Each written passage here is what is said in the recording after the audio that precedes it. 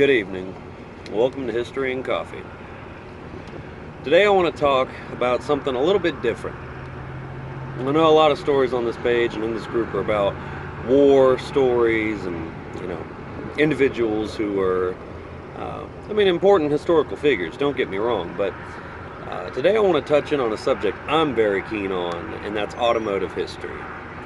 More specifically, I want to talk about a particular car rich with history, the Bugatti Type 41, commonly referred to as the Bugatti Royale.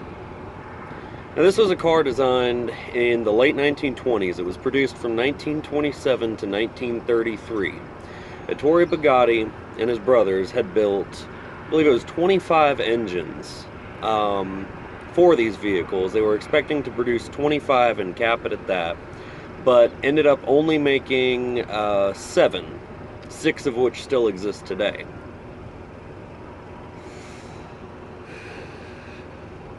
Now, being that these cars were built originally in the late 1920s, this was a horrible time for them to jump into this, because the goal with this car was it was supposed to be the ultimate luxury car. It is hands down one of the biggest cars ever manufactured. It weighs a staggering 7,000 pounds and is 21 feet long. It's huge. 24-inch wheels are standard on this. So,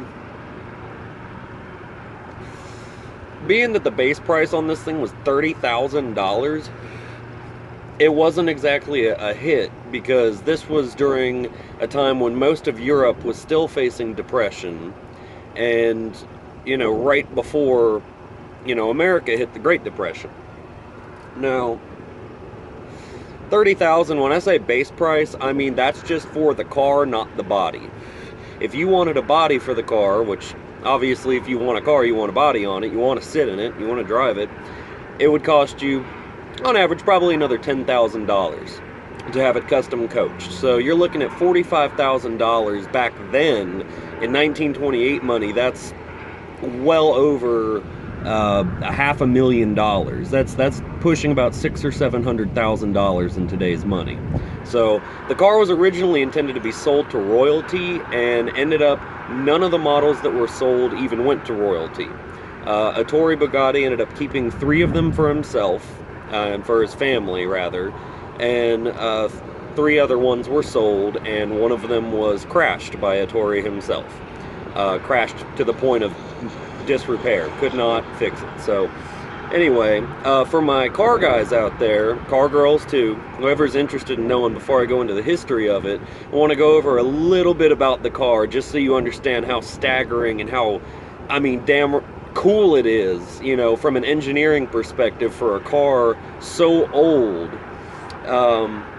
So like I said, it's 7,000 pounds, 21 feet long. The wheelbase on it was about 170 inches.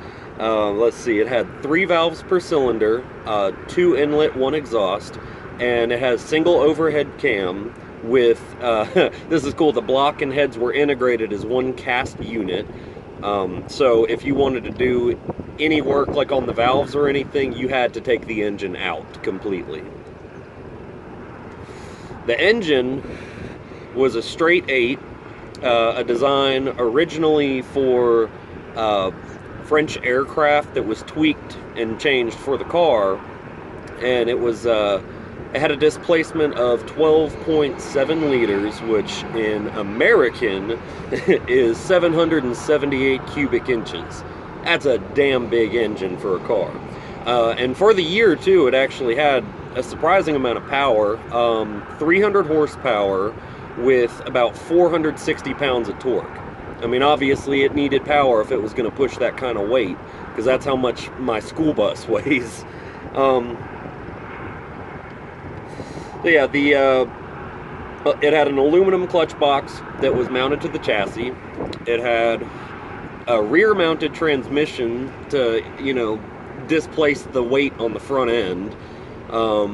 Like I said, it had 24-inch wheels, but the drum brakes were actually integrated into the wheels, so that was a very unique twist they took on that. But being that it's a luxury car, they of course, didn't spare any expenses. The knobs and dials on the dashboard are made of whalebone. The steering wheel was made of walnut. It was a fancy car. Anyway, so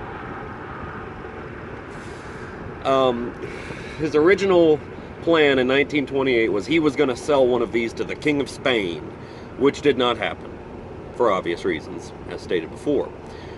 He actually refused a sale to the King of Zog King Zog of Albania because, and I quote, "the man's table manners are beyond belief."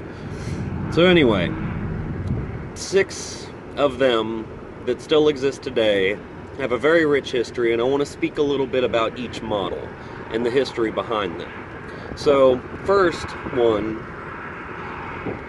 the first one produced is the Coupe Napoleon, which was Ettore personal car. Now, in 1931, on his way home from Paris, he actually crashed the car.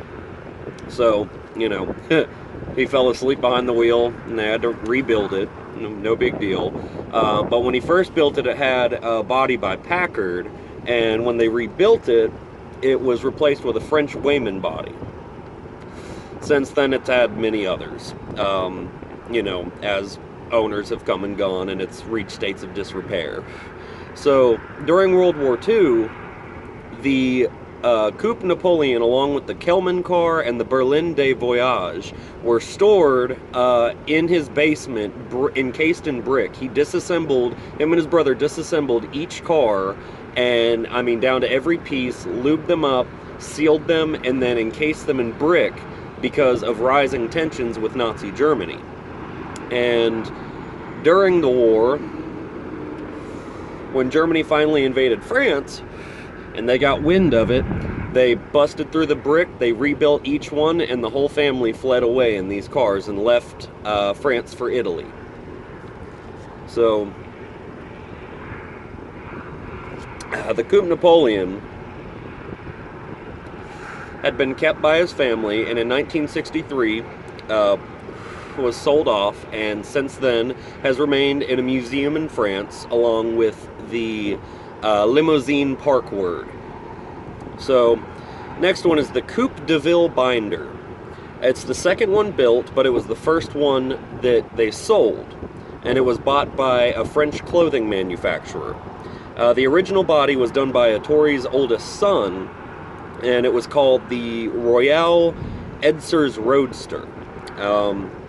But it was purchased by a French politician who had it rebuilt by the coach builder Henry Binder, hence where the name Coupe de Ville binder comes from. After that, it was sold to the King of Romania, but it was never delivered because of World War II. So that car was actually stored in the sewers of Paris throughout the duration of World War II. It was stowed away. So that car, yeah, it spent a good, I believe, 2 or 3 years deep in the sewers of Paris.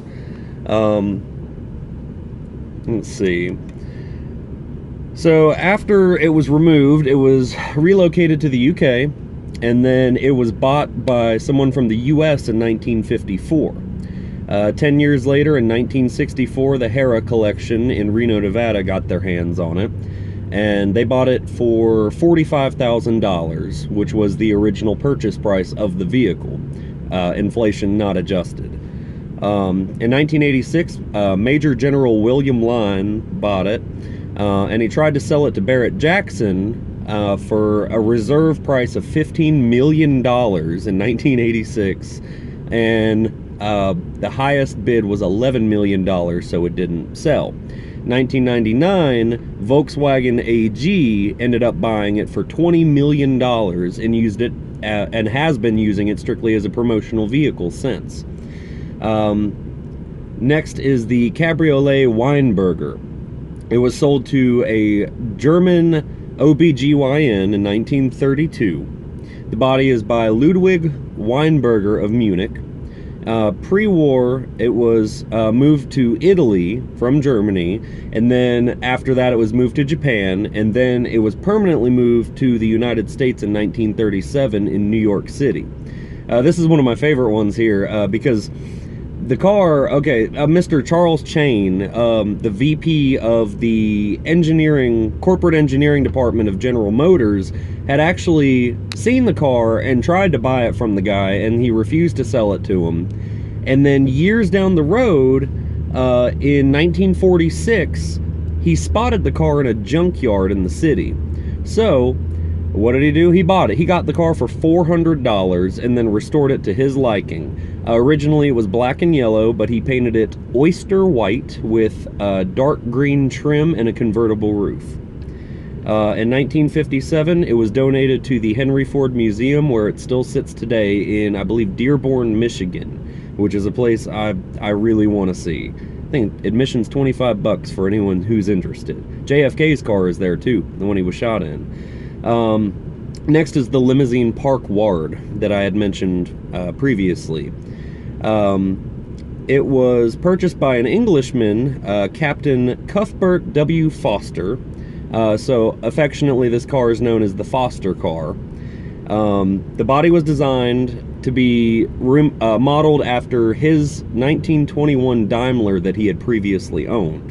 In 1946, it was bought by a British Bugatti dealer for £700. Which really wasn't much when you compare it, but this is post-war Depression Britain. So, and then 10 years later, it was bought by John Shakespeare, who was an insane collector. He had the world's largest Bugatti collection. So this car got to join in that, and it was bought for $3,500 in 1956, which at that point was the same price as a brand new Ferrari. 1963, it was sold to the Schlumpf brothers, and it resides with the Coupe Napoleon in France in that museum I had mentioned. Don't hit my van. Next would be the Kellner car and the Berlin de Voyage. I want to couple these two together because they were both kept by Bugatti, along with the Napoleon, the Coupe Napoleon, excuse me. And in summer of 1950, they were bought by a Le Mans racer, an American Le Mans racer, Mr. Briggs Cunningham. He bought them for $571 plus 2 General Electric refrigerators. Now, I know that sounds ludicrous, but, you know, you could not get refrigerators in post-war France. So, overall, I think he paid $600 a piece for these cars, you know, including the fridges. That amounted to $600 a piece. He had them fully restored, and the end price for each one was $2,858 fully restored, which is about 1,000,000 francs due to hyperinflation in France, was about 1,000,000 francs per car. It was delivered in January of 1951, and the Kellner car was kept until 1987. He sold it to a Swedish property tycoon for $9.7 million. In 1990, 3 years later, when his empire fell, he sold it to Maytech Corp in Japan for $15.7 million. They stored it in their headquarters basement for years, and it was sold privately in 2001 to a buyer who is unknown. Nobody knows who owns it. Nobody knows who owns it currently, but it has been shown in recent years by a Swiss broker at events. Now, the Berlin de Voyage was sold back in 1952, only a year after he got it, for $6,500. So he made a killer profit on it. That's one of the highest prices paid for a collector's car back then. It ended up in the Hera collection, like one of the other models, in Reno, Nevada, and that was in 1986, and then it was sold to a real estate developer in Houston, Texas for $6.5 million. A year later, it was sold to the founder of Domino's Pizza for $8 million, and then in 1991 he sold it for $8 million, so took about $100,000 loss on it. From there, he sold it to the Black Hawk collection in Danville, California, which is actually where my love for these cars started, because that's where I saw the Berlin de Voyage in person when I was a little kid, and it left an impression because it's the biggest car I've ever seen. It's amazing. So that's the history of each individual car. Now, like I said, Ettore had built 25 engines and only built 7 cars. So the remaining engines ended up being used for rail cars and were purchased by the French National Railway. So each rail car utilized about 2 to 4 of the engines that were dumbed down to about 200 horsepower each. And they ended up getting a contract with France and built 79 of those rail cars, amounting to 186 more engines. And they stayed in service till between 1956 and 1958. I say between because sources kind of differ on that. So the Royale project essentially went from an economic failure during multiple depressions to commercial success. One of the rail cars actually took the world average speed record of 122 miles per hour for 43.9 miles. Now this car has been emulated many times. There's actually a few replicas out there. And if anybody remembers this car, the Panther DeVille of the 1970s and early 80s is a spitting image of it. It's a car based off of the Jaguar XJS frame, but it's like a microscopic version of the Royale, and it was really cheesy. It had a mini bar, a tube TV, and it was like a $30,000 car in the 70s. It wasn't anything special, but it was fancy, just cheesy. Actually, that was the same car that they used for Cruella DeVille in the 101 Dalmatians movie. So since then, with the history of all these cars, they have been brought back together on a couple of occasions. 1985, at the Pebble Beach Concours d'Elegance, all 6 of them were openly displayed for one day, maybe one weekend. But then in 2007, again, at the Goodwood Festival of Speed, 5 out of 6 of the existing cars were displayed for their 80th anniversary. This car, it's been mentioned in many novels over the years. It's been in movies. It's been, well, not the actual car, it hasn't been in movies, but it's hands down one of the most interesting pieces of automotive history, because it didn't get the recognition it should have right out the gate. But when you compare it to like the Rolls-Royce Silver Phantom that was strictly for royalty and is still one of the most expensive cars in the world today, the Bugatti, in my opinion, has a much more rich history because it faced adversity. The family faced adversity. All of the owners from the 20s all the way to today have, they each have an interesting story to tell about the acquisition of the car, their ownership, and everything in between. But that concludes this video. It's getting way too long. I could go on about it. I love these cars. But I figured I'd share that with you guys because, hey, it's a little bit different than our war stories we tell here. And, I'm a car guy myself, so figured why not. Anyway, thanks for watching History and Coffee. Everybody, take care.